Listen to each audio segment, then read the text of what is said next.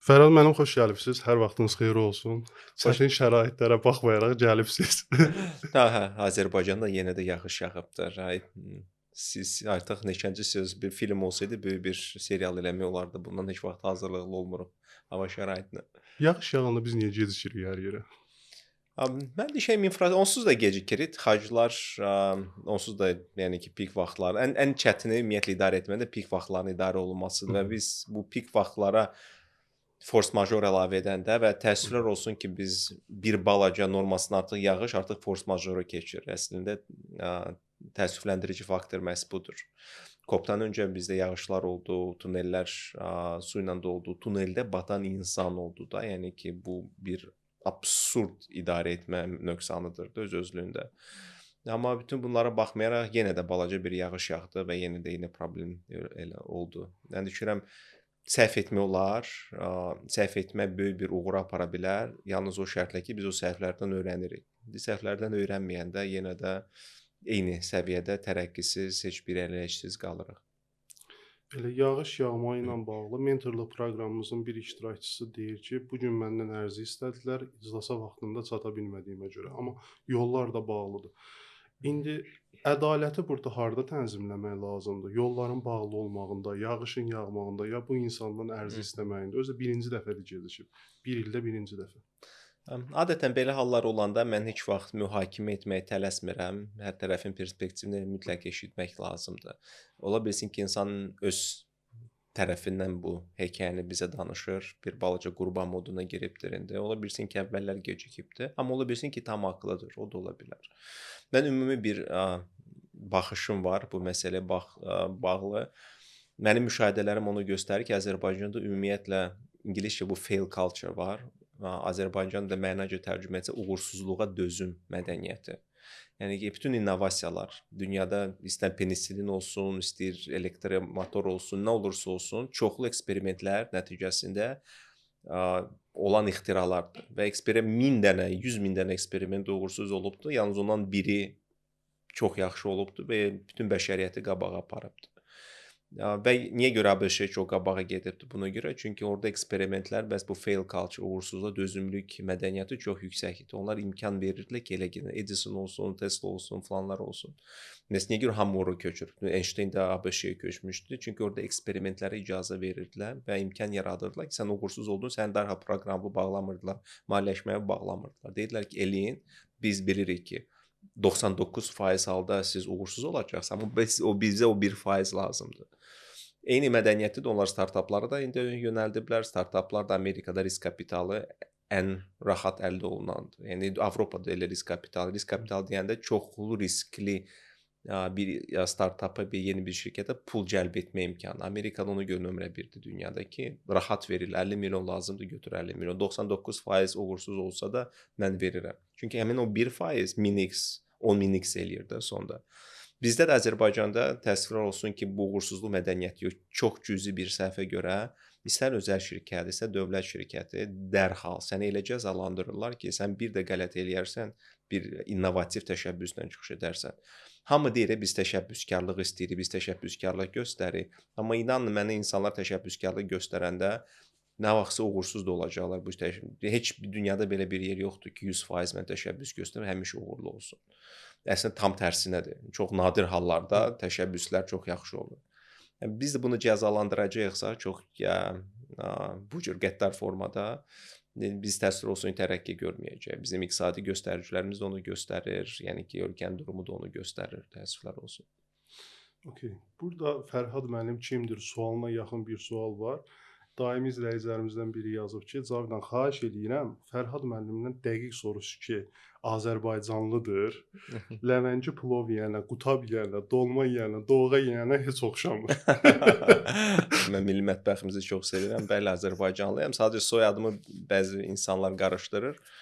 Mən babamın adı ilə özümə soyad götürmüşəm. Pərviz Hüseynov da Azərbaycan əməkdar memarı idi, Sumqayıtın baş memarı idi filan. Bizim adət-ənənələrdə vardı o ki, sən babamın adı ilə özünə soyad götürə bilirsən. Sadəcə o vaxt çox maraqlı bir hekayəsi var bu soyadın. Niyə görə Pərvizli oldu, məhz Pərvizli olmadı? Babam mədəniyyət adamı olduğuna görə, incəsənət adamı olduğuna görə dedi ki, mən sənə belə bir soyad vermək istəyirəm ki, hamı tanısın da, yadda qalasan da, başqası belə olmasın Azərbaycanda. Və ona görə deyir Pərvizli, mən məhz Pərvizi edəcəm səni. O vaxtı 90-cı illərin əvvəlləri idi də, o rayon icra hakimiyyəti buna qarşı idi. Babamın da 3 dənə qızı vardı və üçü də çox gözəldir və subay olan yalnız bir balaca qızı idi, Rühəngiz. İcra başçısı da ona vurulmuş idi o vaxtlar. Onu göndərir ki, ged ona deyilən ki, qoy nəvəmə Pərvizi soyadını qoysun da və böyük bir sevgi hekayəsi var bunun arxasında. Bu sevgiyə görə icra başçısı o vaxt razılaşdıq ki, Pərvizli olmasın, Pərvizi olsun. Yəni ki, ona görə insanlar bir balaca qarışdırır. Yəni ki, gözlərimin görəngi düşünürəm hardasa Albanlardan qalandır. Onlar da prinsipcə göygözdülər. Babam tərəfi, anam tərəfdən babam tərəfi hamısı göygözdür. O perspektivdən necəsə belə almışam. Okay. Fərhad müəllimin şəxsi brendinginə təşəbbüs göstərmək məqsədli şəkildəmi oldu? Xeyr, mənə bir çox insanlar verirlər ki, sən o qədər pul xərcləyirsən, sosial media və şəxsi brendinq və inanın mənə mən bir qəpik pul indiyənə kimi xərcləməmişəm şəxsi brendinqimi.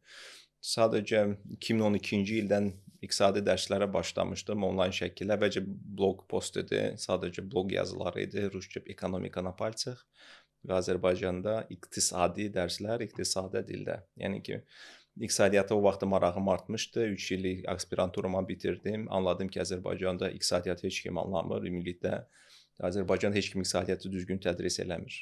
Mən dedim ki, əgər heç kim eləmirsə, gəl mən edim. Və düzgün tədris eləmir deyəndə digər perspektivləri göstərmir. Hansısa bir neoklassik model üzərində, Keynesian iqtisadi model üzərində qurulmuş bir mədəniyyət vardı. Paul Samuelson'dı. Bütün üstündə gəl riyaziyyat, riyazi formalar, ekonometrika, yalnız bunu deyirlər. İqtisadiyyatın fəlsəfəsini danışmırlar, İbn Xaldundan danışmırlar, Adam Smithdən üzəri keçirlər. Yəni iqtisadiyyatın fəlsəfəsini qıraqda qoyub riyazi modellərə, alətlərə keçiblər. Məni isə bu qane eləmirdi. Çünki fundament əslində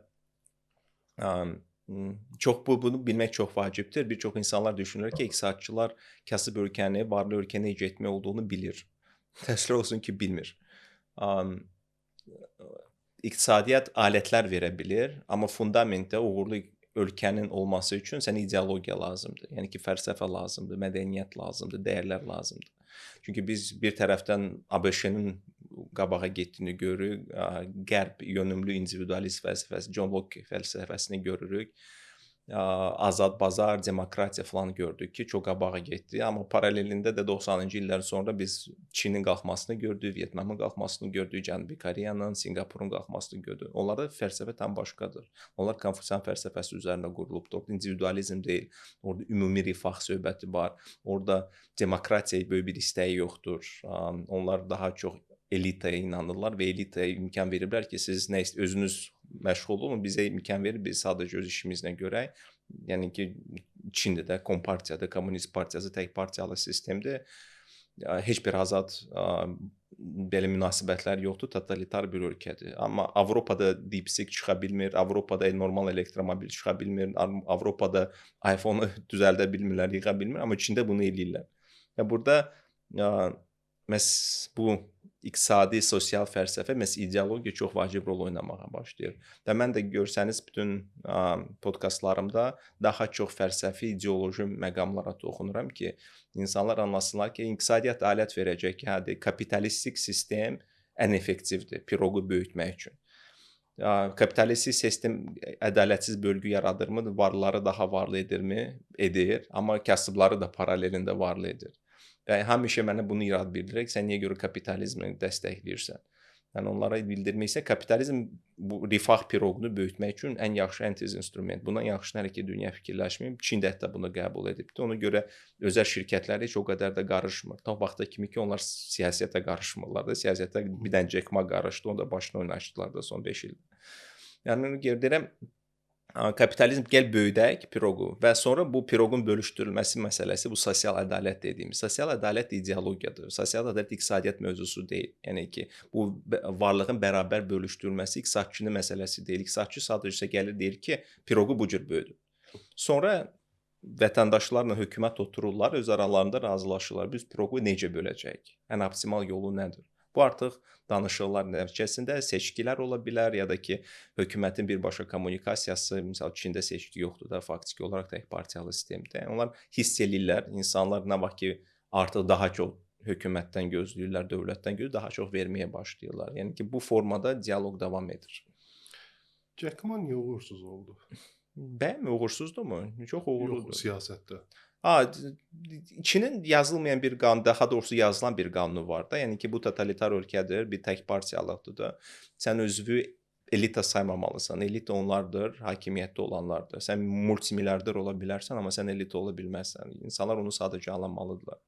Harda ki, sən özü düşünürsən ki, sən artıq o səviyyəyə çatmısan ki, sən onlara söz deyə bilərsən, o vaxtda səni vururlar. Yəni ki, amma baxın, Çinlilərin uzaq görənliyi Sovet hökumətindəki olan hökmdarlardan çox fərqlənir. Mən Margulan Sensebayı çox bəyənirəm. Qazaxstanlı bir biznesmendir. Çox müdrik bir insandır öz-özlüyündə. Cavan vaxtı çox varlı olubdu. Hardasa 4 milyarda yaxın sərvəti gəlirdi. Bir ildə ilə 1 milyard net profit qazanırdı çox cavan vaxtlarında. Hardasa bir ay öncə Forbes-da onun müsahibəsi çıxıbdı. O danışır, Nazarbayev onun başına nə oyun açdı. O deyir ki, mənim ümumiyyətlə prinsipcə belə bir istəyim yox idi ki, mən siyasətə qarışım. Sadəcə çox varlandım və Nazarbayev dedi ki, bundan narahat olmağa başladı. Çünki Nazarbayev kimi liderlərin düşüncəsində fikir odur ki, əgər pul mənə gəlmirsə, mənə qarşı istifadə oluna bilər. Bilir yox, amma bilər, yəni hipotetik olaraq. Ona görə onun bütün əmlakını əlindən aldı, bütün banklarını falan əlindən aldı və buraxdı belə. Çin belə eləmir. Çin əvvəlcədən deyir ki, baxın, mən sizə milyarder olmağa imkan verirəm. Sizə iqtisadi azadlıqlar verirəm. O şərtlə ki, siz heç vaxtları siyasətə qarışmırsınız. Mən də sizə qarışmıram. Gedin işləyin, çünki mənə onlarda ki, bu demokratiya yoxdur. Məni bir çox insanlar buna görə qınayır ki, mən düşünürəm ki, bizə demokratiya yaraşmır. Öz-özlüyündə heç vaxt olmayıbdır bizim tariximizdə demokratiya və bizim fəlsəfəmizə, şərq fəlsəfəsinə demokratiya uyğun deyil. Bizdə də elitarizm var, yəni ki, hökumət var, xan var, şah var, sultan var və biz onlara etibar etməliyik ki, biz sənin xalqınıq, öz xalqına kömək et. Çində fəlsəfə bunun üzərindədir, Konfusiyan fəlsəfəsi bunun üzərindədir. Ona görə Çində Kommunist partiyası sırf olaraq meritokratik institutlar üzərində qurulubdur. Sən çox yaxşı, özü bacarıqlı bir idarəçi olmalısan ki, səni hansı bir rayona partiyanın sədri qoysunlar. Amma əgər biz bura seçkiləri qatsaq, seçkiləri siz qatanda bir problem olur. Sən başlayırsan elektoratla oynamağa, sən onu hardasa süni şəkildə razı salmalısan. Yalandan başlayırsan vədlər verməyə ki, mən sənin məktəbi daha yaxşı edirəm, mən sənin səhiyyə daha yaxşı edirəm və bu süni yalanlar üzərində qurulan bir sistemdir. Və onlar həmişə elektoratdan qorxurlar ki, birdən elektorat məni çıxara bilər. Yəni ki, 1,2 milyardırlar da nə qədərsə çox böyükdür.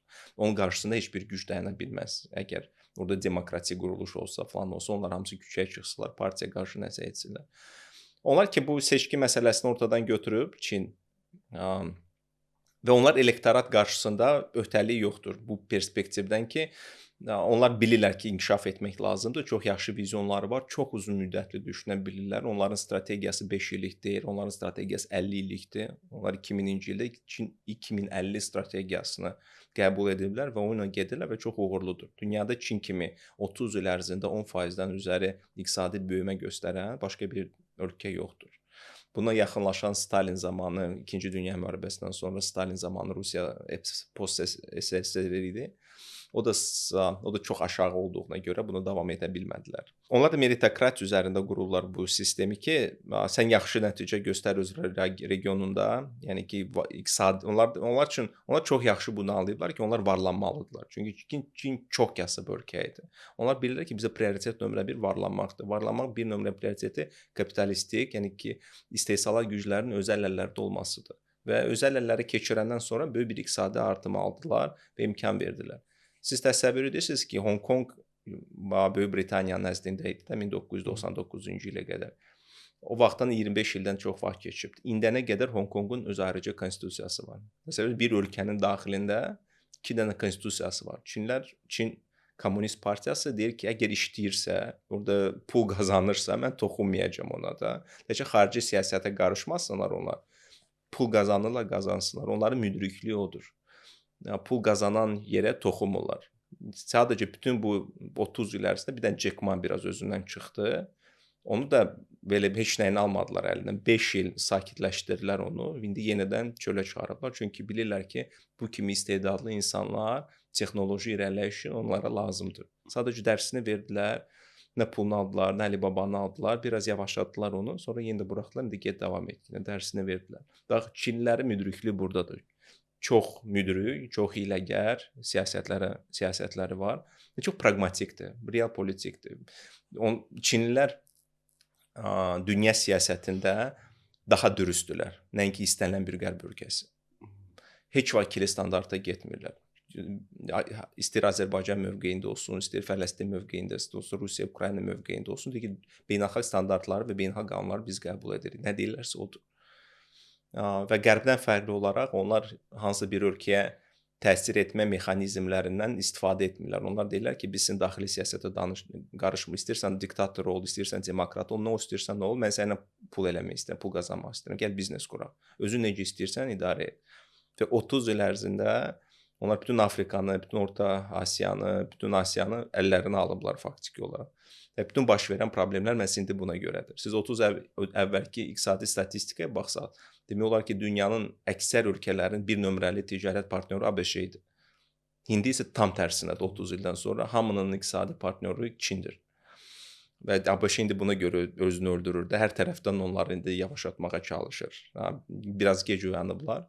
Və görək, çox maraqlıdır. İqtisadi, sosial perspektivdən bu yeni düzəm nə ilə bitəcək, çox maraqlıdır, gözləyirik. Burada bir dənə sual var. Deyir, mən data analitikəm. Çoxlarının bildiyi IT işləyirəm. Kapşonkanı əynimdən çıxarmıram. Hoodini əynimdən çıxarmıram. Fərhad müəllim mənim dəhşət xətrimə deyib 30 yaşım olmağına baxmayaraq videosunda deyib ki, 30 yaşı var, amma hoodie geyinir, kapşonka geyinir. Niyə mənim xətrimə dəyir? Baxın, mən o perspektivdən biz böyük bir tənhalıq epidemiyası dünya yaşayır hal-hazırda. Çoxlu həm Azərbaycanda, həm də xaricdə 30 yaşlı qadınlar və 30 yaşlı gənclər bir-biri ilə dil tapa bilmir. Və bunun əsas səbəbi odur ki, biz bir-birimizdən uzaqlaşmışıq. Və mən bu perspektivdə ənənəçiyəm. Niyə görə bir çox sən deyən ənənəçisən, sənə hamısı dinozavr kimi baxmağa başlayır. Ənənə nədir, adət nədir? Və mən onları başa salmağa istəyirəm ki, adət-ənənələr tarix boyu uğurlu eksperimentlərin nəticəsidir. Biz dənəmişik də bu şeyləri. Ona görə adət-ənənəyə keçib ki, yəni bu işləyibdir miniliklər boyu. Miniliklər boyu qadın kişiyə baxanda ilk olaraq baxış nədir də? O sənin səriştəbi yoxlayır. Niyə görə qadınlar hərbiçi formadan ya da hansı bir formada olan kişilərdən xoşları gəlir? Çünki onun səriştəsinin ilkin göstəricisidir. Yəni bu gedib hansısa bir hərbi məktəbdə oxuyubdu, onu orada öyrədiblər, orada müdafiə etməyi öyrədiblər, orada silah işlətməyi öyrədiblər. Hərbiçilərə baxırlar və çox yaxşı hiss eləyirlər özlərini. Və paralelində əgər sən 30 yaşındasansa, amma teenager kimi geyinməyə davam edirsənsə və düşünürsən ki, niyə görə yüksək dəyərli qadın mənə baxmır? Ümumiyyətlə, səbəb budur. Sənin geyimin, sənin hansı səriştəni göstərir? Özünün fundamentli olaraq sən o sual verməlisən. Və yenə də yalnız bu o insanlar üçündür, hansı ki öz münasibətlərini qurmaq istəyir, hansı yüksək dəyərli qadın tapmaq istəyir. Və tam tərsi də qadınlara doğrudur. Sən qadınlara baxırsan, onlar da hamısı deyir ki, mən yüksək dəyərli kişi istəyirəm. Deyirəm, niyə görə onda kofe kimi geyinirsən? Kofe yəni Azərbaycanca qəhvədir. Sadəcə o bir balaca hərfi dəyişmək istəmir. Ona görə onlara kofe deyirəm də. Sən qısa yubka deyirsən, sinəvi açırsan, dodaqlarını şişirdirsən, botoks eləyirsən 30 yaşında. Özünü sən hansı siqnalı kişiyə ötürürsən ki, sən yüksək dəyərli qadınsan, bu siqnalı ötürürsən. Olarmı ki, siz belə ən azından ilk olaraq zahiridir də. Sən insanın, mən nə bilim, hisslərini, onun emosiyalarını, onun ruhunu bilə bilməzsən də. Darxada ilk olaraq səni cəlb edən o kənarda necə görürsən, yüksək dəyərli qadın və yüksək dəyərli kişi obrazını verir, yoxsa yox. Bu kişiyə baxanda sən onun səriştə, sən ondan güc, maskulinlik hiss edirsən, qorunacağını hiss edirsən, yoxsa yox. Eyni şey də qadında. Yəni belə bir qadının mənim uşaqlarımın anasını olmaq istərdim də, mən belə bir qadını öz valideyni ilə tanış etmək istərdimmi? Mən bu yəni ki və ona görə cəmiyyət qalıbdı ortalıqda. Mən o səbəb o perspektivdən dedim ki, okey, sən yüksək dəyərli qadını istəyirsən, amma sən özün yüksək dəyərli kişi deyirsən. Ya da sən əziz qadın, sən yüksək dəyərli kişi istəyirsən, lakin yüksək dəyərli qadın obrazında deyirsən ki, sən onu cəlb eləyəsən. Ümumiyyətlə bizdə Azərbaycanda bir nömrəli problem, hər bir şeyin üzərində qurulan problem odur ki, etimadsızlıq var bir-birimizə qarşı bütün səviyyələrdə. Bir-birimizə etibar etmirik. Uşaq valideyninə etibar etmir, ondan nəsə gözlədir, gedir sosial mediada özünə dəstək axtarır, konsultasiya axtarır, gedib anasından ya da atasından məsləhət almaqdansa.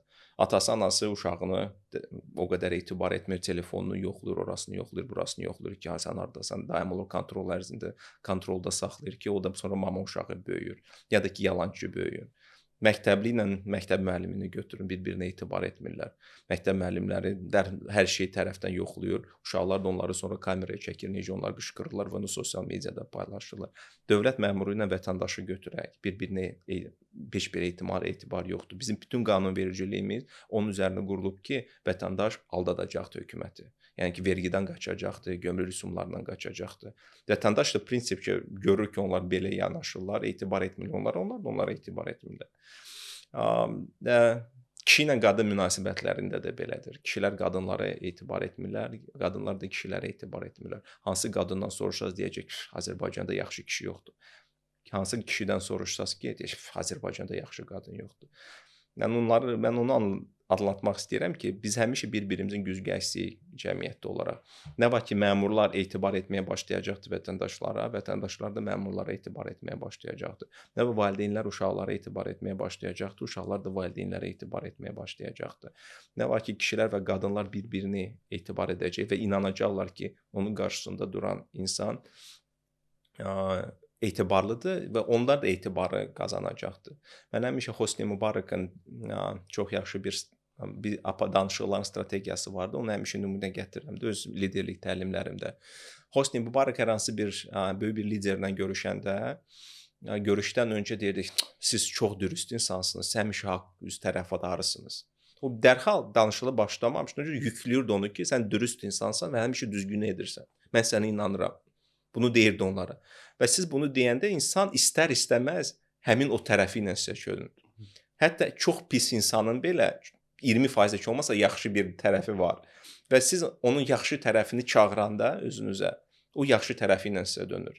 Və mənim həyatımda da eyni şey olubdur. Mən 28 ilə yaxında artıq karyeram var. Ya fevralda 28-ci il başlayıbdı. Və hara getmişəmsə, hamıya demişəm, mən sizə 100% etibarla başlayıram komanda. Mən sizə inanıram 100%. Ta o vaxta kimi ki, siz bu etibarı doğrultmayacaqsınız. Və təcrübəmdə 95% hallarda eyni insanlar qalıbdı, mənlə davam edibdi, işləyibdi. 5% hallarda bəli, kimsə çönüb gedibdi, çünki etibarımı qazanmayıbdı ya da etibarı qazanmaq kimi kapasitəsi olmayıbdı. Tənbəl olubdu, işləmək istəmirdi, düşünürdü ki, necəsə belə olacaqdı. Və mənim də çağırışım budur. Azərbaycanlı liderlərə, Azərbaycanlıları qadınlara, kişilərə, uşaqlara, valideynlərə, məmurlara gəlin cəmiyyətimizə etibar üzərində qurmağa başlayaq. Çünki etibar bütün araşdırmalarda, istər təşkilati mədəniyyət olsun, istər ölkə mədəniyyəti olsun, istəyən ailə mədəniyyəti olsun. Etibar olmayanda onun üstündən sonra heç nə qura bilmirsən. Bu fundamentdir, bu bünövrədir. Ki onun üzərindən sonra sən divarları qır. Sən isə divarları qızıldan elə ginən, əgər etibar yoxdursa, yaxşı bünövrə yoxdursa, yəni kiçik bir zəlzələdən sonra hər şey dağılacaqdır. Bizdə təsir olsun ki, cəmiyyətin fundamenti yaxşı deyil. Biz çoxlu fokuslaşırıq iqtisadi göstəricilərə, neft, qaz, qeyri-neft qaz, pomidor ixracı, bu ixracı, filan ixracı. Amma sosial mədəniyyət perspektivindən Azərbaycanlı kimdir? Sualına heç kim cavab yoxdur. Səhv etmirəmsə 1 il ya da 2 il öncə cənab prezident çağırış etmişdi ziyalılara ki, biz Qarabağı utduq da, sonra nə? Nəyin üzərində Azərbaycanlı mindsetini, düşüncə tərzini nəyin üzərində quraq? Bu çox vacibdir. Çünki hər bir ölkənin bünövrəsində, uğurlu ölkənin bünövrəsində mən dedim ideologiya durur. O mədəniyyət durur. Biz o mədəniyyəti tapmadıq ki, özümüz üçün. Mədəniyyətin üzündə dəyərlərimizi qurmalıyıq. Yəni klassik korporativ mühitdə necə? Sən mədəniyyəti tapırsan, mədəniyyət üzrə dəyərləri tapırsan, dəyərlərin üzərində davranış indikatorlarını qoyursunuz ki, mən bu dəyərləri necə seçə bilərəm? Bu insanda bu dəyər var, yoxsa yoxdur? Sonra bu davranış indikatorlarının dəyərləri başlayırsan HR proseslərinə salmağa, recruitment proseslərinə salmağa, performance management proseslərinə salmağa ki, səndə tam təşkilati mədəniyyət formalaşır. Eyni məntiqdə ölkəyə olmalıdır. Biz milli mənsubiyyətimizi tapmalıyıq. Azərbaycanlı kimdir? Bizim milli mədəniyyətimiz kimdir? Və bizim üçün bu çox çətindir. Çünki biz qərblə şərq arasında qalmışıq. Bizdə şərqdən də çox qalan var. Sosial yönümlülüyümüz, ailəcanlığımız. Məsəl üçün biz öz valideynlərimizi aparıb qocalar evinə qoymuruq Avropadakı kimi, Amerikadakı kimi də. Yəni ki, özümüzün yanında saxlayırıq. Oğul anası ilə qalır, ona baxır. Bunlar yaxşıdır. Amma qərbdən də bu azad bazar kapitalizmini götürdü, amma paralelində qərbin bu hiperindividuallığını da götürdü. Harda ki, mən bu gündən yaşayım. Yalnız bu gün var. Power of now. Yəni ki, Azərbaycan 2050 strategiyası yoxdur. İndi mən nə bilim 5 ildən bir McKinsey bizim üçün Azərbaycan 2020, 25, 25, 30, 35 5 illik strategiya vardı ölkə üçün. Yəni bu düzgün deyil öz-özlüyündə də. Azərbaycan üçün Azərbaycan növbəti 50 ilin strategiyası olmalıdır bizdə, vizyonu olmalıdır bizdə. Hamımız şikayətlənirik ki, niyə görə Azərbaycanda vergilər çoxdur, kredit faizləri çoxdur, niyə görə biznesmenlər uzun müddətli düşünmür? Nəyin üzərində düşünək? Nəyin üzərində düşünək? Belə bir ideologiya varmı? Bizim Rusiyada misal üçün Dugin var, Netanyahu vardı 95-ci ildə kitabını buraxmışdı və növbəti 30 ilin İsrail üçün vizyonu orada qoymuşdu. Bizdə mi varmı belə bir ədəbiyyat? Bizdə mi varmı belə bir fikir sahibi ki, Azərbaycan 2050-də ümumiyyətlə kim olmaq istəyir? Azərbaycanlı ümumiyyətlə indi kimdir? Azərbaycanlı dəyəri indi nədir? Və bütün bu suallar üzərində ilişib qalmışıq və heç bir diskussiya da yoxdur. Təəssüflər olsun ki, mən akademiya deyiləm də, yəni ki, mən belə də flanörəm özümü deyirəm, sadəcə cəmiyyəti müşahidə edən, kənardan hansısa bir iqtisadi alətlərdən istifadə edən bir insanım. Amma mən heç bir rektorumuzu görmürəm iqtisadi forumlarda iştirak edən, xarici belə bizdə beyin tankları var, amma onlar çox spesifikdir, sırf iqtisadi beyin tanklarıdır filandır ki, bu oturaq anlayaq ki, xarici siyasətimiz möhtəşəmdir də, söz deyə bilmirsən, hamı ilə çox yaxşı partnyorluq münasibətlərimiz var, özümüzü hər tərəfli qoruyuruq da, o möhtəşəmdir. Lakin daxili siyasətə gələndə bir dənə bu söz deyəndə Azərbaycanlı kimdir sualına cavab yoxdur. Və buna görə dilişib qalmışıq. Okay. İnşallah ki, bu başa düşdü ki, xətrinə dəymək üçün deməmişsiniz. Yəni, mən onlara yardımcı olmaq istəyirəm ki, onlar anlasınlar ki, qadınlar səriştə fikir verir. Əgər sənin marağın yoxdursa qadınlarda, bu sənin üçün də nə istəyirsən geyinginən. Amma əgər sən yüksək dəyərli qadınla çox yaxşı, keyfiyyətli münasibət və ailə qurmaq istəyirsənsə, birinci özündən başlamalısan. Həmin o enerjini o qadına ötürməlisən ki, mən səriştəli bir insanam və bu ilk öncə geyimdən başlayır. Sən istədin, istəmədin, qadınlar, hətta belə bir çox maraqlı bir statistika var idi, Amerikada da düzdür, bizdə deyil, amma düşünürəm hər yerdə belədir. Qadınlar qarşısında 2 dənə seçim vermişdilər. 110 min dolları qazanan bank işçisi ilə 110 min dollar qazanan, ya da ki 60 min dollar qazanan yanğın söndürən. Onlar yanğın söndürəni seçmişdilər ki, hətta bu 50 min dollar qəb maaşları, çünki o mənə daha çox maskulin enerjisi verir, onun səriştəsi mənə daha yaxşıdır. Yəni ki, qadınlar, hətta biz deyirik ki, bir çox bizdə indi filosoflar var da deyirlər ki, qadınlar purgidir filandır. Bu dəstəklənmir. Qadınlar maskulinliyi, qorumaq hissini puldan daha çox dəyərləndirir. Yəni ki, ona görə sən əgər xudi ilə, cinslə həmin enerjini ötürə biləcəksən ki, mən səriştəliyəm, mən sənə güvənə bilərəm, çox çətindir bunu etmək. Nəinki real olaraq fiziki güclü olasan, düzgün və savadlı olasan, mütaliə edə biləsən və düzgün geyinəsən. Daha rahatdır. Mən asanlaşdırmaq istəyirəm ki, insanlar bilsinlər, qadın nə gözləyir, kişi nə gözləyir ki, bu miskommunikasiya olmasın aralarında. Okay. Bir sual belədir ki, demək olar hamı qadın-kişi münasibətindən danışır, evlilikdən danışır, boşanmadan danışır. Niyə şəxsi brendingini inkişaf etmək istəyən insanlar adətən bunlardan danışırlar? Mən sözün açığı bilmirəm ki, bu biraz ümumiləşdirilmiş söz oldu.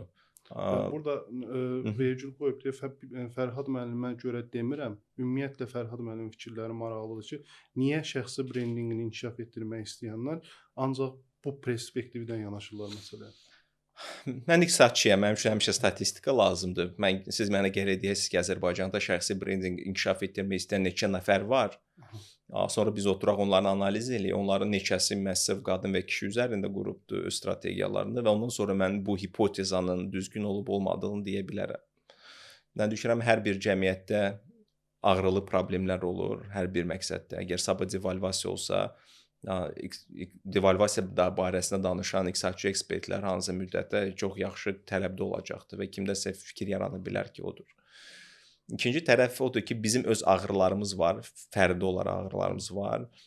Kainatmı deyəkmi, Allahmı deyək, yəni ki, sosial medianın alqoritmi mi deyək, o dərhal olaraq bizə həmişə onlar qulaq asırlar da. Siz burada oturub boşanma barədə danışacaqsınız, sabahları isə boşanma barədə reklamlar gələcək, koçların, psixoloqların videoları gəlib çıxacaqdır da. Mən ona görə availability bias söhbətidir də davranış iqtisadiyyatında ki, sən bu barədə danışırsan və daim olaraq bu söhbətlər ətrafa çıxır. Misal üçün sən bir maşın alırsan, düşünmürdün ki, bu maşından o qədər adam da var. Amma sən də alan kimi sən gözlərin dərhal hər bir şey bu maşını axtarmağa başlayır. Deyirsən, nə qədərdir bu maşından var? Mən görməmişdim indi nə qədər.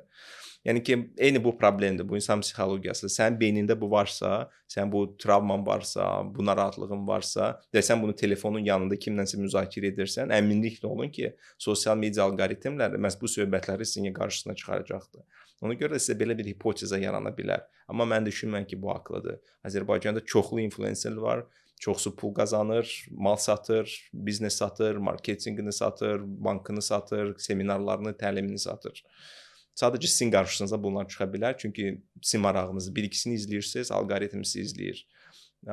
Bu barədə söhbət edirsiniz dostunuzdan, telefonunuz yazır sizin dediyinizi, başlayır bunları sizə satmağa. Siz produktsuz təsirlər olsun, bunu anlayın sosial media üçün. Bütün maraqlarınızı sizdən daha yaxşı bilir və ona görə sizə uyğununu sadəcə gətirir. Bu, mən düşünürəm, bu ön yarğıdır. Bu düzgün statistika deyil. Ən yaralı suallardan biridir. Bir nəfər sual verib, 23 nəfər onu reply edib cavablandırıb öz aləmində. Amma deyiblər ki, Fərhad müəllimin yanaşması çox maraqlıdır bizə. Həm iqtisadçı kimi, həm də Azərbaycan vətəndaşı kimi Fərhad müəllim deyə bilərmi ki, ev almağın Azərbaycanda ən asan üsulu nədir? Ev almağı. Çox üzr istəyirəm. Burada xanımların 17-si ev almağa tikləyib ki, bu barədə sual verin. Maraqlıdır, cəmsi 6 dənə bəy var ki, ev almaqla bağlı barəsində dərdələnir. Bu böyük bir iqtisadi problemdir. Bunun əsası gəlib mərkəzi bankçılığa çıxır və inflyasiyaya çıxır.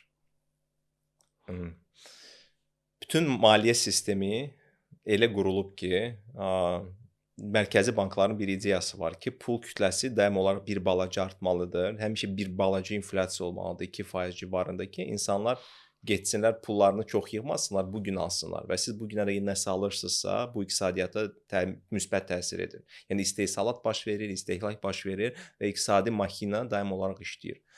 Əgər insanlar bilsələr ki, nəyinsə qiyməti düşəcəkdir, mesela deflasiya olacaqdır da. Onda bugün almayacaqlar, daim olaraq gözləyəcəklər ki, bunun qiyməti düşsün, mən sonra alım. Ona görə bütün maliyyə sistemi onun üzərində qurulub ki, daim olaraq hər şeyin qiyməti biraz qalxsın ki, biz istehlakı gələcək keçirmək, indi eləyək. Bütün bu böyük bir problem nədədir? Yəni ki, mərkəzi bank bu əlavə pul kütləsini çap edəndə bunu ötürür banklara, banklar da sonra kredit formasında başlayır ötürməyə aşağılara. Nəzəriyyədə elədir.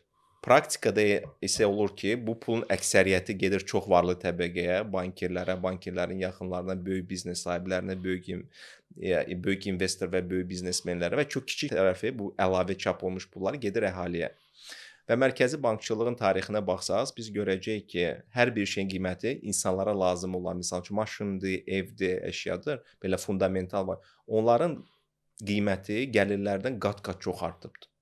Yəni ki, insanların, güya ki, insanlar da gəlir bu pulla artmalıdır da. Yəni ki, əgər hər şeyin, bu evi tikənlərin də, fəhlələrin də maaşı filanı da artmalıdır ev qədər, amma artmır faktiki.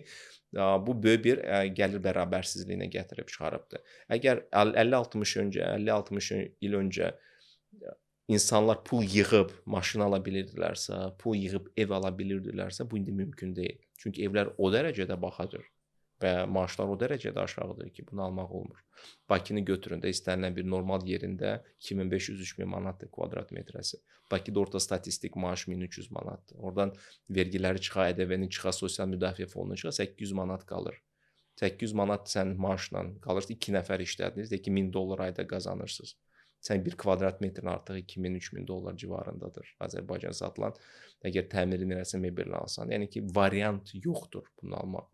Və bu çox kədərləndiricidir və bu bütün dünyada belədir, ABŞ-də də belədir, Avropada da belədir. Evlərin qiyməti o dərəcədə qalxıb ki, insanın ev almaq kimi imkanı yoxdur. Amma mən ev almağı çox vacib hesab edirəm. Çünki müasir maliyyə iqtisadi propaganda onun üzərinə qurulub ki, neynirsə ev alırsınız. Da gedin kiraya qalın da, 1 il burada qalın, 2 il orada qalın, 4 il burada qalın, 5 il burada qalın. Amma bunun arxasında çox gizli və çox merkantil bir bankirlər marağı var. Bütün böyük hedge fondlar, BlackRock olsun, Blackstone olsun ABŞ-də, onlar bütün evləri alırlar və kiraya verirlər. Onlar belə bir cəmiyyət yaratmaq istəyirlər ki, sən düşünürsən ki, səndə hər şey var, amma əslində heç nə yoxdur, heç nəyin sahibi deyilsən. Hər şeyin sahibi onlardılar. Bu köləliyin növbəti bir mərhələsi idi. Birinci köləliyin mərhələsi o idi ki, sən onlardan borca pul alırdın, gedirdin özünə ev alırdın və 25-30 ildən sonra bu ev heç olmasa sənə qalırdı.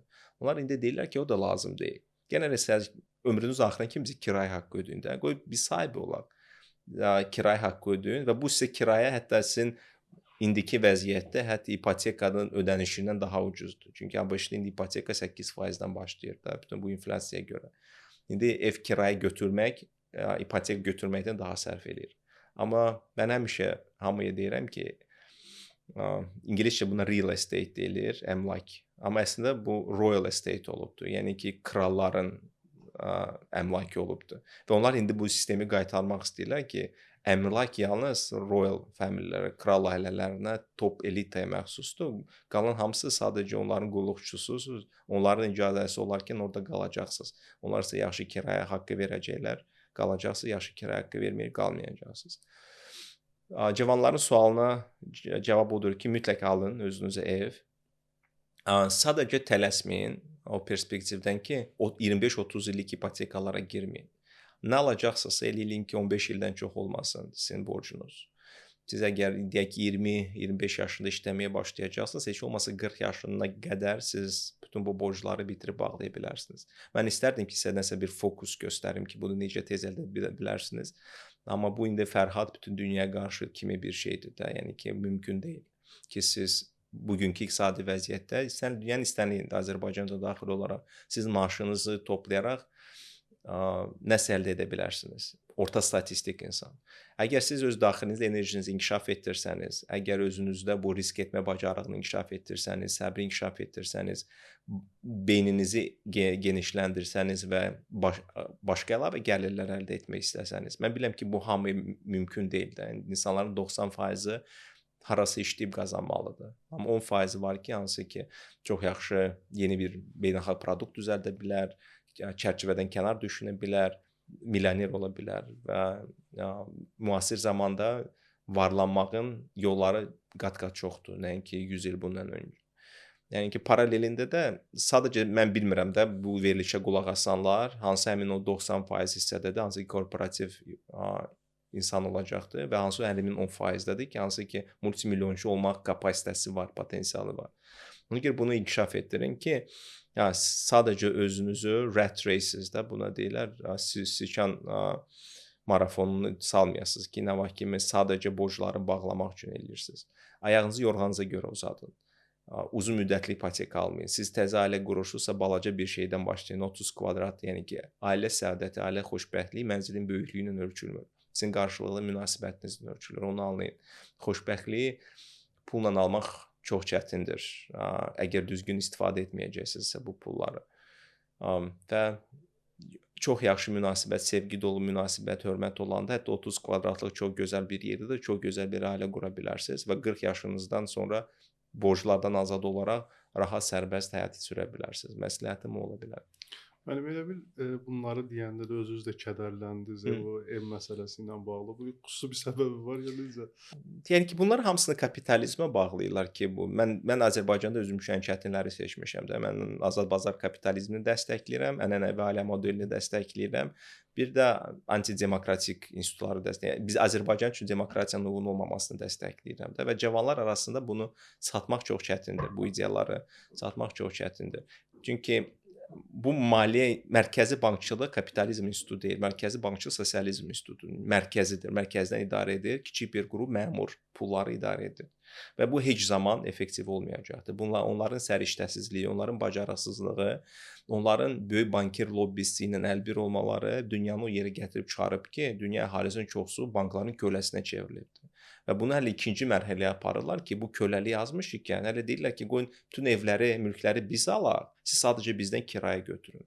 Və bu məni özümdən çıxarır, bu məni özümdən kədərləndirir, amma mən yeganə edə biləcəyim odur ki, bu barədə fərqindəlik yaratmaqda, agahlıq yaratmaqda. İnsanlar bilsinlər, aldanmasınlar bura. Hansı cavana baxırsan, deyirlər, neynirək, gedək gəzək, gedək keyf eləyək, gedək bunu eləyək. Amma baxın da, sizin eviniz olsa, siz bu evinizi sonra uşaqlarınıza saxlaya bilərsiniz və siz öz uşaqlarınızda bu ipoteka məcburiyyətini dayandıracaqsınız da öz özlüyünüzdə. Mən niyə görə bizim ata-babalarımızı çox dəstəkləyirəm, çox onlara hörmət eləyirəm. Onlar üçün bir nömrəli prioritet uşaqlarını evlə təmin etmək olubdur da. Amma indi bizdən uzaqlaşırıq. Hətta müasir atalar, analar deyirlər, özləri getsinlər, özlərini nəsə alsınlar, özləri bilər, özləri problemləridir. Mən təhsil vermişəm, bəsdir. Amma biz uşaqlarımıza minimumu təşkil edə bilsək, yəni bir nəsil növbəti nəsilə tərəqqini necə götürə bilər də? Yəni ki, biz öz valideynlərimizdən nə isə götürürük, bunu aparırıq qabağa, sonra ötürürük estafeti uşaqlarımıza. Uşaqlar biz bitirdiyimiz yerdən daha da tərəqqini irəli aparırlar.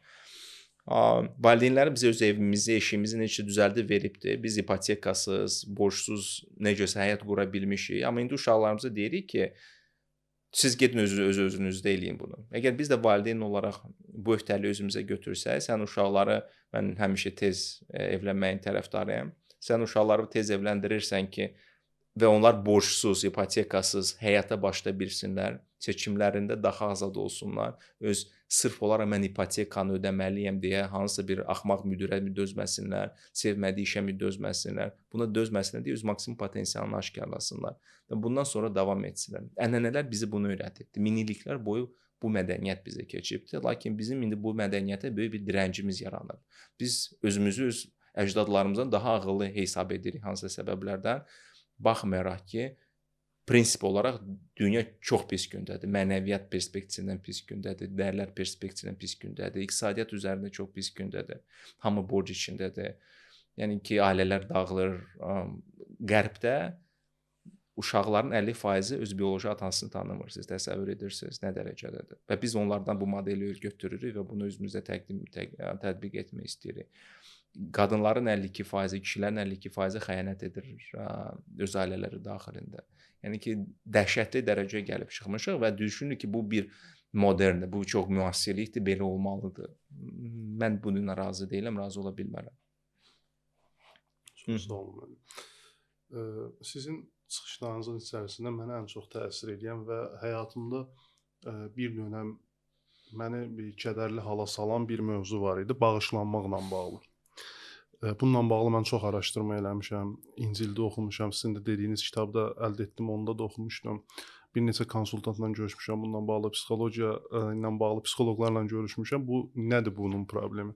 O bağışlanma içindəki o bağışlanma məsələsini mən elə bilirəm ki, hardasa özümdə tapmışam, həll yolunu həll eləmişəm. Amma hiss edirəm ki, hələ də bu var.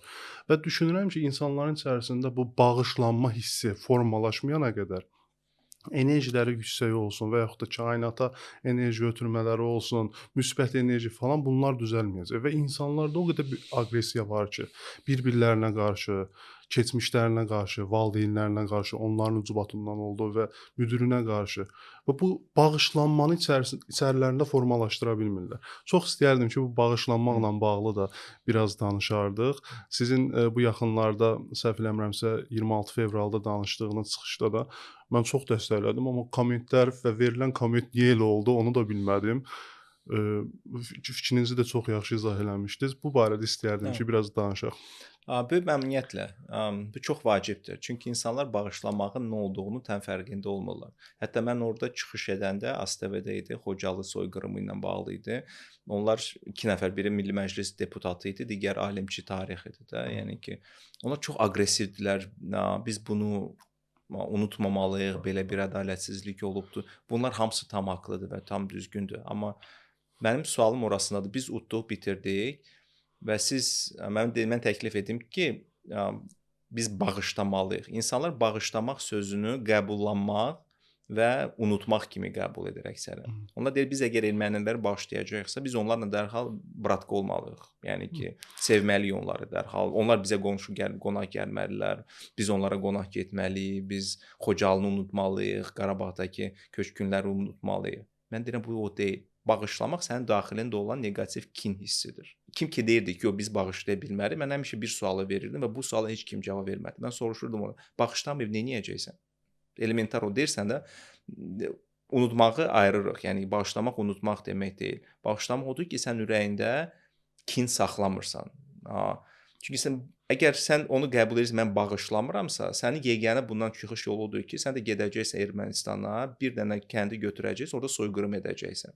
Bağışlamamaq odur, onda ürəyin sakitləşəcəkdir, onda özünə hörmət eləyəcəksən. Budurmu sənin bağışlamamağın? Bağışlamayıb, yəni nə edəcəksən?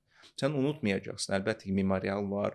26 fevralda həmişə xatirəmizdə olacaqdır. Uşaqlarımıza bunu mütləq öyrətməliyik. Onlar bilməlilər ki, belə hadisələr olubdu, bu qədər qurban olubdu, müharibədə nə minlərlə insan həlak olubdu, şəhid vermişik. Bunları hamısını biz unutmayacağıq heç zaman. Unutmaq olmaz. Amma müharibə bitdi. Necə ki, 2-ci Dünya müharibəsi bitdi, necə ki, Almaniya ilə Fransa arasında 100 illik müharibə bitdi. Necə ki, 1-ci Dünya müharibəsi bitdi, necə ki, həyat boyu, tarix boyu milyon dənə müharibə olubdu. İndi də almanlarla fransızlar bir-birinə zəhlələri gedirmi? Yəni ki, bir-birlərini gedirlər, öldürürlərmi? Yəni ki, əgər fransızlar hardasa alman görürlərsə Parisdə, onu bıçaqlayırlarmı, nə edirlər? Yəni ki, bu işləmir də bu formada. Biz bunun üzərindən keçməliyik və təəssüflər olsun ki, hətta mən dedim o elita mı deyək, elm adamlar deyək, onlar hətta bu konsepti anlamırlar. Və onlar anlamadıqca prinsipcə çox da mütaliə etməyən insanlardan da bunu gözləmək olur. Amma biz bunu bir səviyyə aşağı da sala bilərik. Hansı ki, daha çox böyük problemlər var. Valideynlərimizi bağışlamamağımız var. Azərbaycanda bu qədər 30 yaşlı subay, kişiyə etibar etməyən, münasibət qurmaq istəməyən qadının olmasının bir nömrəli səbəbi atalarını bağışlamamalarıdır. Öz ata modeli var, ataları onlarda travma qoyubdur, etibarsız kişi obrazını yaradıbdır və budur. Əgər onlar bunu bağışlaya bilsələr, atalarını anlaya bilsələr, keçə bilirlər bu travmadan. Bu travmanın sağalmasının birinci yoludur da, bu bağışlamaqdır. Və mən bağışlamaq deyəndə demirəm, gedin dərhal maç quc eləyin, atanızı öpün, ayaqlarını tükün, ayaqlarını yumağa başlayın da. Yəni ki, bağışlamağın iki yolu var. Həqiqətən sən insanı anlayırsan, onun perspektivini anlayırsan, onun həyat yolunu anlayırsan, onun valideynlərlə münasibətini anlayırsan, empatiya keçirirsən, analiz edirsən və özünü aydınlaşdırmaq istəyirsən ki, mənim atam niyə görə belə qapalı olubdu, emosiyasız olubdu, abuziv olubdu, ya da ki, əslində infantil olubdu. Onu anlayandan sonra sən bütün öz negativi çıxarırsan və sevməyə başlayırsan. Yəni, valideynləri mən qəbullanmağın tərəfdarıyam, nəinki həyatdan silməyin tərəfdarıyam. Çünki siz bağışlayanda iki dənə şey edə bilərsiniz. Ya insanı həyatdan silə bilərsiniz, ya da qəbullada bilərsiniz. Mən valideynlər həmişə qəbul etməyi tərəfdarıyam. Çünki valideyndir. Sən onları seçmisən, onlar səni seçməyiblər də. Sən gəlmirsən onların həyatına və onlar bütün ömrü boyu sənin üçün də həsr eləyiblər də. Onlar olmasaydı sən bu dünyada olmayacaqdın. Və əgər sən nəfəs alırsansa, deməli hər şey yaxşıdır. Sən ölməmisənsə bu dünyada, deməli sən hələ ki gələcəyi istədiyin kimi qura bilərsən. Və buna görə təkcə valideynlərə minnətdar olub onları qəbullanmaq olar. Amma bir çox insanlar var ki, mənə keçmiş həyat yoldaşlarıdır, bizi incidən məktəbdə sinif yoldaşlarımızdır, bizə xəyanət edən dostlarımızdır filandır. Onları bağışlayaraq sadəcə həyatından silirsən. Bağışlamaq odur ki, sən onlara qarşı neqativdə deyirsən. Sən onları ümumiyyətlə pozitivdə də deyirsən. Sən onlara qarşı ümumiyyətlə heç bir hissin yoxdur. Və bağışlamaq odur ki, sən həyatını hansısa bir tətiklə, hansısa bir neqativ emosiya ilə yaşamayasan və davam etməyəsən. Bağışlama məhz budur. Sənin özünə lazımdır. Onların vecinə də deyil. Sən onları bağışladın, bağışlamadın. Onların vecinə də deyil. Sənin ürəyində kin qaldı, qalmadı. Ermənilərin göyə vecinədir ki, biz onlara nifrət edirik. Heç veclərinə də deyil onların. Amma kimin vecinə biz ki, özümüzü zəhərləyirik. Mən deyirəm ki, okey, mən demirəm ki, gedək dost olaq, falan olaq. Onlar qonşulardır. Mən böyük bir əminlik hissi ilə bildirirəm ki, əgər onlar bu miadsundan keçə bilsələr, onların da hakimiyyəti bu bağışlanma düşüncəsini təbliğ edə bilsə, bu beyin yulmasını dayandırsa ki, biz böyük Ermənistanıq, biz birinciyik, Abezyan birinci erməni olubdu falan da, bütün bu miflər yığışdırılsa, onların təsir sistemindən, uşaq böyüdülmə sistemindən, necə ki, almanlar faşizmin, neofaşizmi yığışdırdılar. Siz Hitlerin Mein Kampfını indi uşaqlar məktəbdə keçmirlər də. Almanlar böyük bir yol getdilər. Almanlar əslində çox rasistdir. Yəni bütün Avropa çox rasistdir və onlar bunu bilərək bunun üzərində çox gediblər ki, bunu azaltsınlar. Gördüyümüz kimi çox da yaxşı alınmır. İndi ultra sağçılar hər yerdə yenə də 20-25% ətrafında yığır. Yəni görürkən 4/1-i ultra rasistləri hələ ki dəstəkləyir. Amma yenə də məktəbdə ən azından bunu keçmirlər. Ən azından onlar böyük bir partiya gücü sahibi olan kimi digərləri birləşir ki, onlar keçməsin də. Yəni ki, bir cəmiyyət olaraq onlar eləyirlər ki, bu tipli şeylər baş verməsin. Ümidvaram Ermənistan da öz tərəfindən bunu etsə, 50 ildən sonra, 100 ildən sonra onlar bizə qonaq gələcəklər, biz də ora qonaq gələcəyik. Əgər hər iki tərəfdən düzgün düşüncə tərzi formalaşsa. Okay. Mən futbol azarkeşi. Yox, futbol azarkeşi deyiləm. Niyə? Mən düşünürəm, həzz ala bilmirəm 90 dəqiqəlik maçdan. Mən daha çox qısa müddətli şeylərə baxıram. Yəni ki, qol momentlərinə falana baxa bilərəm. Heç vaxt vaxtım çatmır, sözün açığı bu qədər var sərf etməyə. Mən bir balaca həmişə də uzun müddətli düşünürəm. Mən 120 yaşımı düşünürəm də indi. Və onun üçün nə etməliyəm, falan etməliyəm. Biraz bu vaxt perspektivindən bu vaxtı dəyərləndirə bilmirəm futbola sərf edəcək vaxtımı. Fərhad müəllimin xüsusi dizayneri var paltarları üçün. Biri yazıb. Yox, belə bir dizayneri yoxdur. Bir marka seçmişdim özüm üçün, Suit Supply. Həmişə onların kostyumlarını geyməyə çalışıram. Bilməm, reklam xarakteri Azərbaycanda satılmır. Həmişə xarici gedəndə Hollandiyada ya da Avropada olanda oradan bir neçə dənə kostyum alıram özümdən, qarderobumu belə eləyirəm.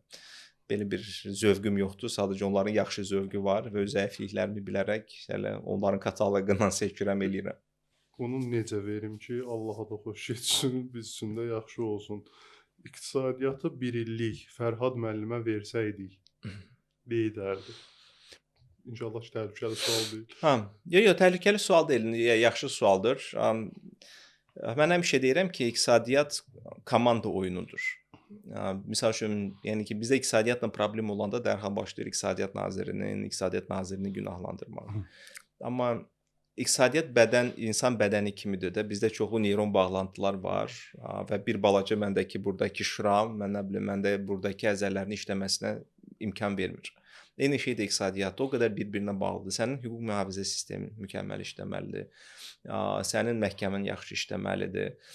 Sənin kənd təsərrüfatı, rabitə, bütün hər bir şey o qədər mükəmməl işləməlidir ki, və bir-birinə əlaqəli şəkildə işləməlidir. İnsan bədəni kimidir ki, sən insan olaraq rahat gəzə biləsən. Əgər hansı bir neyron bağlantısında zboy varsa, işləmirsə, sən başlayır bu ayağın axsamağa, qolun işləməməyə, burada əzələ zəifləyin olmağa. İqtisadiyyat da budur. İqtisadiyyat canlı bir orqanizmdir. Heç bir Azərbaycanda belə bir insan yoxdur ki, Azərbaycan iqtisadiyyatını 1 ilə, hətta 10 ilə düzəldə bilsin. Çünki bu yalnız və yalnız qrup şəklində ola bilər. Hamı bir yerdə işləyə bilsinlər. Mənim üçün təəssüfləndirici faktor odur ki, mən Azərbaycanda bu hökumət blokunda komanda oyunu çox görmürəm. Orada çoxlu rəqabət var bir-birinə qarşı. Yəni ki, Azərbaycanda da hamısı bütün onların heykəllərini onsuz da tanıyır da. Bir nazirlik digər nazirlə rəqabətdədir. Bu onu dəstəkləmir, onu dəstəkləmir. O onun çarxına taxta salır, o onun çarxına taxta salır. Yəni ki, bu tipli şeylərdir. Yəni ki, onlar bir yer masa üzərində oturub bir yerdə vahid bir dövlətçilik ideyası olsa da, amma öz fərdi maraqlarından keçə bilmirlər ki, öz fərdi maraqlarını böyük bir Azərbaycan proqramı var, böyük bir dövlət proqramı, biz Azərbaycan 2050 proqramı olsaydı, mən böyük məmnuniyyətlə onu oxumaq istərdim. Yəni ki, nə olacaqdı? Amma heç o da yoxdur. Azərbaycanda iqtisadi mövzuda ümumiyyətlə diskussiya yoxdur. Bunu hardasa bir balaca egoya bağlayıram, çünki Azərbaycanda həm elm adamları, həm də hökumət adamları, həm biznesmenlər hamısı eqoldur. Hamı bir düşünür ki, mən hamısını hamıdan yaxşı bilirəm nə etmək lazımdır. Sırf iqtisadi prizmadan deyirəm, mənim biləcəyim budur da, digər prizmalar demirəm. Misal üçün, Sankt-Peterburqda Qaydar forumu var, iqtisadi forum var. Orada həm müxalifət, həm hökumət iqtisadçıları, həm xaricdən gələn dünya şöhrətli iqtisadçılar otururlar və fikir mübadiləsi aparırlar. Rusiya üçün gələcək nədir? Qazaxstanda Astana İqtisadi Forumu var. Darin Hocamoğlu hətta ora gəlib. Dünyanın Nobel mükafat laureatları, iqtisadçılar gəlirlər. Bizdə iqtisadi diskussiya ümumiyyətlə yoxdur. Və diskussiya olmadığına görə məndən ən çox verilən sual mənə budur. Yəni ki, Azərbaycan iqtisadiyyatı barədə nə düşünürsünüz? Mən deyirəm, mən heç nə düşünmürəm. Çünki mən məlumatsızam Azərbaycan iqtisadiyyatı barədə. Mən bilmirəm proqram nədir, mən bilmirəm mədəniyyət nədir, davranışlar nədir, dəyərlər nədir. Onlar ümumiyyətlə Azərbaycan 2050 üçün nə vizyonları var. Ki, geopolitik təxminən anlaya bilirsən də. Yəni ki, bu Turan kəməridir, filandır, Türk dövlətlərinin birləşməsidir, yeni multipolar dövlət. Hə, onu anladı, bəs daxili siyasət. Daxili siyasətdən ümumiyyətlə mən heç bir yerdə heç bir istinad tapa bilmirəm. Heç bir yerdə bir dənə diskussiya yoxdur, forum yoxdur. Hamı öz bildiğini eləyir. Təsvir olsun ki, bu vahid sinerji yaranmır, hamı öz istiqamətində aparır və məhz bu səbəbdən 23-cü ildə 1,1% böyübdü iqtisadiyyatımız, 24-də 4% böyübdü. Bu rübdə 2025-ci ildə ümumiyyətlə böyüməyibdi iqtisadiyyat. Bu çox acınacaqlı bir faktordur. Mən ümidvaram ki, neft qiymətlərinin düşməsi ümumilikdə pis hal olsa da, yəni ki, ən yaxşı bizdə islahatlar, ən yaxşı irəliləyişlər məhz neft qiymətlərinin aşağı düşməsində olubdur. Mən ümidvaram ki, bu belə davam edəcəkdir böyük ehtimalla. Çünki Trumpın siyasəti budur. Ona ucuz enerji lazımdır, Amerikanı təzədən sənayeləşdirmək üçün və enerji qiymətləri get-gedə aşağı düşəcəkdir. Və biz ondan sonra baxacağıq. Görək nə yeni proqram çıxır. Yəni bu McKinsey-nin hazırladığıdır, BCG-lərin bunlar hamısı boş-boş söhbətlərdir. Yəni 5 ilə Azərbaycanda heç nə etmək olmayacaqdır. 10 ilə də heç nə etmək olmayacaqdır. Bizə Azərbaycan ən azı 50 illik proqram lazımdır və o proqramın içindəki kimi çox disiplinli şəkildə, çox dürüst şəkildə icrası lazımdır. O zaman nəsə alınacaqdır. Sonuncu suallardır müəllim. Məğz belədir ki, Trendyolda qiymətlərin aşağı düşməsi ilə bağlı dövlət tədbir gördü və Trendyol birləşdi bir markaya və Azərbaycana gəlişi daha asanlaşdırıldı. Amma Boltu deyəsən əldə etmədiyimizə görə qiymət qalxdı. 1 manat 20 qəpiyə gedə bilirdi, 1.50-yə gedə bilirdi. İndi olub bu yollar 2 manat 50 qəpiyə, 3 manata və yaxud 3.50-dən daha baha oldu. Yağış yağırdı, daha baha oldu. Səbəb nədir? Trendyolu əldə edə bildi, amma Boltu əldə edə bilmədi. Orada Boltla və Trendyol tamamilə başqa fəlsəfələrdir. Mən çox dəstəkləyirəm əslində Aynanın etdiyini. Mən real olaraq Aynanın etdiklərini etmək üçün böyük bir cəsarət tələb edir və onlar hər şeyi nə edirlərsə düzgün edirlər. Dəstəkləyirsiniz? Bəli, tam dəstəkləyirəm. Onlar ki, uzun müddətli düşünür və Azərbaycanda uzun müddətli düşünən çox nadir dövlət qurumudur. Urbanizmin, yəni böyük bir Bakı boyda bir şəhərin gələcəyi maşınla dolu deyil. Bu çox yaxşı keyfiyyətli ictimai nəqliyyatdır və mikromobillikdir. Yəni ki, üstünlük buna verilməlidir 100%. Taksilər çox ucuz olduğuna görə siz heç vaxtları ictimai nəqliyyatı inkişaf etdirə bilməyəcəksiniz. Əgər mən 20-30 qəpiyə avtobusla gedəcəm, yolu taksinə 1,5 manata gedəcəkdimsə, mən onu eləyəcəm. Bu isə uzun müddətli problem yaradır. Tıxac problemi yaradır. Tıxac problemi iqtisadiyyat üçün böyük bir problemdir. Biz hamımız maşınla gedirik. Mən bugün 2 saat yol gəlmişəm. Daha adətən 30 dəqiqə gəlmək lazım olduğu yolu. Və bu 2 saat mən produktiv vaxtım idi. Səhər tezdən idi. Ki, nə var mən pul qazana bilərdim, zavodda işləyə bilərdim, dəzgah düzəldə bilərdim, yeni məhsul istehsal edə bilərdim, yeni xidmət sata bilərdim. Və bu mənim iqtisadiyyatdan alır. Yəni ki, tıxac iqtisadiyyat üçün ən böyük problemlərdən böyük bir şeydir. Həm sırf pul baxımından, həm də ekologiya baxımından. Ona görə hər zaman varlı ölkələr o ölkələrdir ki, oradakı varlı insanlar ictimai nəqliyyatdan istifadə etdilər. Sergey Brin dünyanın 5 top 10 varlı insanlardan biridir. Google'ın CEO-sudur. Metrodan istifadə edir. New York'da olarkən, San Francisco'da olarkən. Yəni ki, biz buna doğru getməliyik. Və Aynanın etdiyi bu siyasət ki, taksilər bahalaşsın, süni olaraq bahalaşsın ki, insanlar 1 manatdan taksidən istifadə etmək düzgün deyil. Çünki sən ictimai nəqliyyatı heç vaxt düzəldə bilməyəcəksən. Kimsə deyir ki, okey, bəlkə əvvəlcə ictimai nəqliyyat düzəldək, sonra taksilərin qiymətini qaldıraq. Burada mən qismən razı ola bilərəm. Yəni ki, daha yaxşı icra oluna bilərdi. Amma hər bir şeyin daha yaxşı icra etmək olardı. Yəni hər bir şeyi daha yaxşı etmək olardı. Məsəl üçün mikromobillik bizə gələndə, skuterlər gələndə sən harda istəyirdin onu saxlaya bilirdin də. Mikromobilliyin üstünlüyü budur. Lakin sən skuterləri harda istəyirsən saxlayanda səliqəsizlik yaranır şəhərdə. Ona görə onlar məcbur oldular ki, skuterlər üçün parkinq etsinlər. Bu isə mikromobilliyin üstünlüklərini bir balaca öldürür. Amma yenə də siz misal üçün Sumqayıt şəhərinə getsəz, orada ümumiyyətlə skuterə, mikromobilliyə icazə vermirlər. Niyə görə? Çünki icra başçısı bir dəfə yasa gedəndə düzgün yerdə parklanmamış skuter görübdü və qadağa qoyubdu. Yəni sadəcə skuterlər sürmək olmaz. Yəni ki, ayna bu tərəfdən Bakıda bu cəsarəti edibdir. Yəni bu yollar açır, velozolaqlar açır. Nə qədər şiddətli bütün pressa, bütün media tərəfindən onlara qarşı təzyiqlər olubdu, taksi sürücülər falan, amma yenə də etdiyini edirlər. Mənim onlara qarşı böyük bir hörmətim var əslində ki, bu cəsarətə görə. Azərbaycanda çox az cəsarətli və uzun düşünən, uzun müddətli düşünən dövlət qurumları var. Onlar həmin bu qurumlardan nadiri biridir. Bizim suallarımız bitdi. Tamam. Bizim suallarımız bitib. Son sualımız da var. Bunu verməsəm məndən narahatlıq yarada bilərlər. Rus dilli insanların hal-hazırda yaralı yeridir ki, bəs biz rus dilliyik, ana dilimiz rus dilidir. Baxmayaraq ki, Azərbaycanda yaşayırıq. Bəzən səhv tələffüz edə bilirik, bəzən düzgün danışa bilmirik. Niyə bizə qarşı son zamanlarda daha önyarğı formalaşır? Bizi niyə yuxarıdan aşağı baxırmış kimi dəyərləndirirlər insanlara? Fərhad müəllimin də rus dili biliyi güclüdür deyə istəyirlər ki, siz tərəfdən onlara cavab olsun. Mən düşünürəm, mən də öz hekayəmi danışmaq istərdim. Bir çox insanlar, mən düşünürəm, səhv anlayır. Mən 5-ci sinifə qədər rus bölməsində oxumuşam.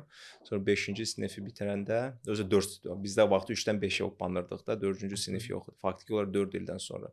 Və mayda anam qərar verir ki, mən sentyabrda Azərbaycan dili məktəbə gedəcəm. Dəyişirəm məktəbimi. Mən məktəbimi dəyişirəm. Həm də ki, sektor dəyişir. Azərbaycan bölməsi. Mən bir dənə söz bilmirdim may ayında.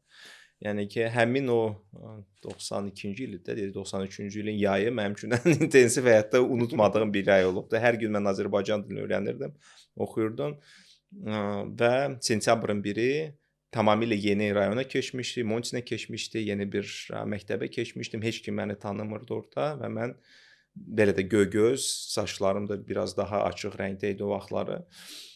Bir məktəbə gəlmişəm.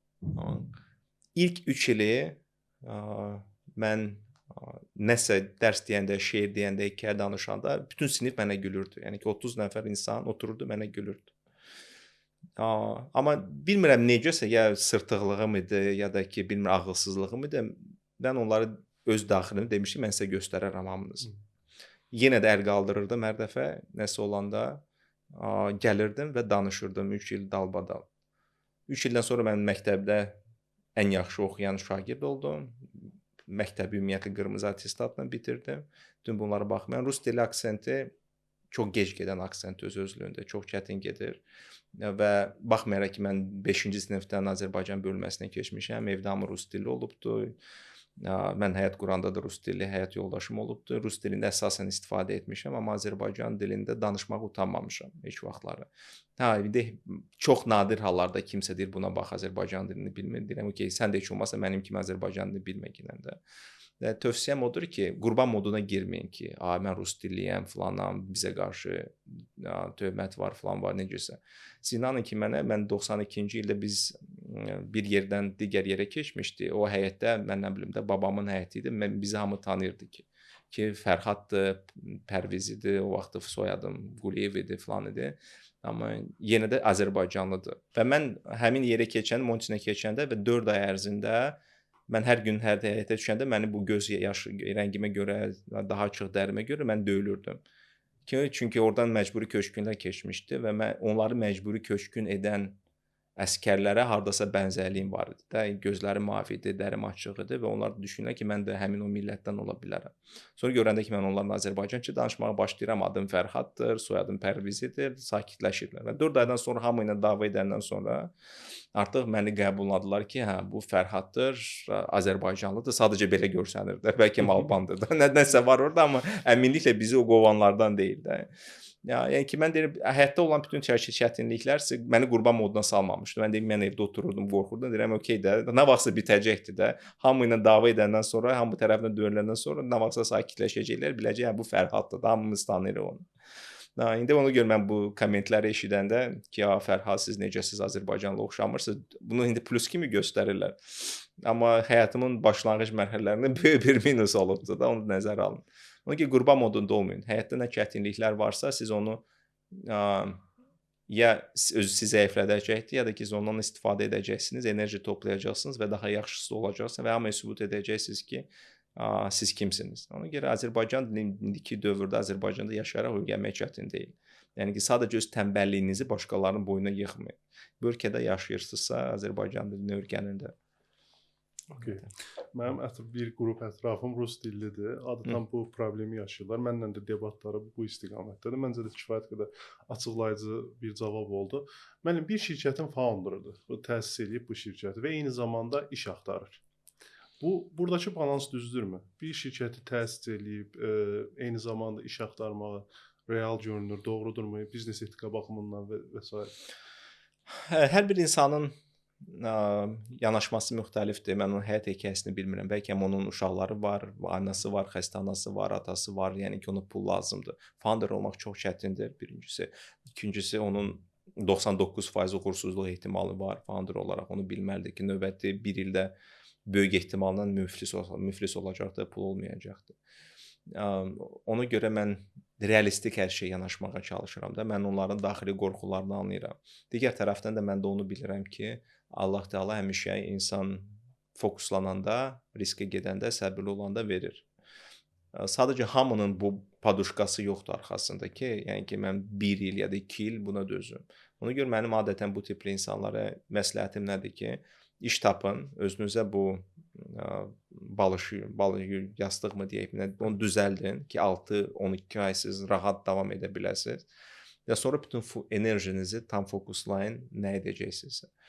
Böyük ehtimalla bir 7-8 dəfə uğursuz olacaqsınız, onu da nəzərə almalısınız, ruhdan düşməməlisiniz. Yalnız 10-cu iterasiyada sonra sizdən nəsə alınacaqdır. Yəni ki, bu lotereya deyil də, yəni ki, bu sadəcə olaraq çoxlu səbir etməkdir, çoxlu eksperiment etməkdir. Eksperimentlər üzərində öyrənməkdir, səhvlərdən öyrənməkdir. Bunu edin. Mən ona görə insanın hekayəsini bilmədən onu mühakimə heç vaxt etmirəm. Ola bilsin ki, onun ehtiyacları var, çox vacib ehtiyacları var. Biz kişiyik də, çox güman ki, o da kişidir. Bəli. Yəni bizim nə bilim uğurlu ərə getmək kimi perspektivimiz yoxdur da. Bir dənə varlı bir qadın tapım ərə gedim, o da mənim problemlərlə eləsin, mən də öz startupım üzərində fokuslaşım, o yoxdur da.